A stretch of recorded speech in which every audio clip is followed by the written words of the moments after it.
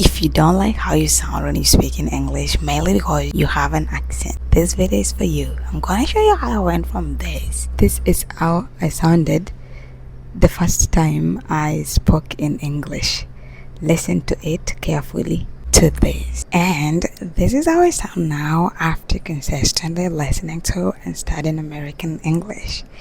Do you notice any difference? I'm gonna give you the formula that I used to start sounding American. And this formula is very simple that you can literally start applying it today. But before I do that, I just want to make it clear that you don't have to speak in American accent to be understood in English. Having an accent while speaking English is natural, especially if it's not your first language. But if you really don't like your accent when speaking in English, mainly because you don't want to feel judged, or maybe you just want to perfect your English and sound like a native, there's nothing wrong with that. Or you don't want to look less intelligent, which is definitely a myth. Sometimes when you speak in English and you have an accent, some people will view you as less intelligent, which I don't think should be the case, because the main reason why non-natives tend to have an accent when speaking in English is because your brain learned the sound of your native language first, and this dictates how you position your tongue, shape your lips,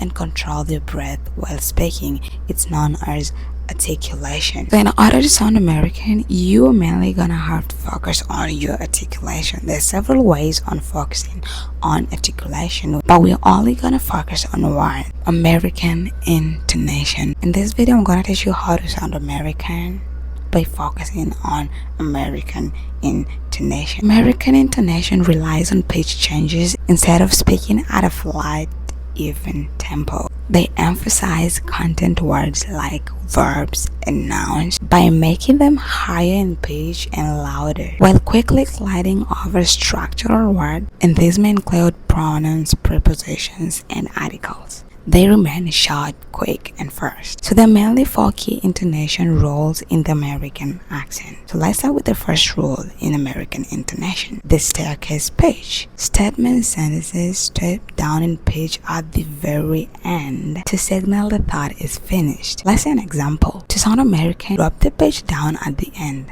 Instead of just using a flat tone, I need to go to the store. So instead of just using a flat tone, which may be due to your native language, and just saying I need to go to the store, say I need to go to the store. I need to go to the store. I need to go a flat tone, store. Drop your pitch at the end of the statement to show that the statement is finished. I need to go to the store. So instead of saying I want to play a game, say I want to play a game. I want to play a game. I want to play a game. Drop the pitch at the end. That is called the staircase pitch. So at the end of your statements, ensure you drop your pitch. I need to go to the store. I want to play a game. Use a flat tone at the beginning of the sentence and drop it at the end of the statement. The second rule is the rising pitch for yes and no questions. This means that when asking a question that can be answered with either a yes or a no answer, your voice must go up at the very end. Let's see an example. Are you going to the store? Are you going to the store? Use a flat tone or pitch at the beginning and a high tone at the end of the question. Are you going to the store? Do you feel the difference? Are you going to the store? Do you want to play a game? Do you want to play a game? Are you coming to the party? I need to go to the store.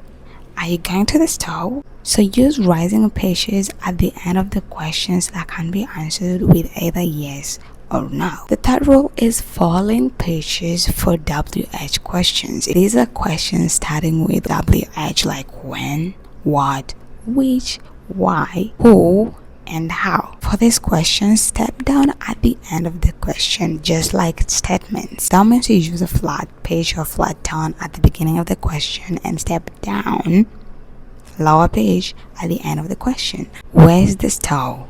Where's the store? Are you going to the store? Where's the store?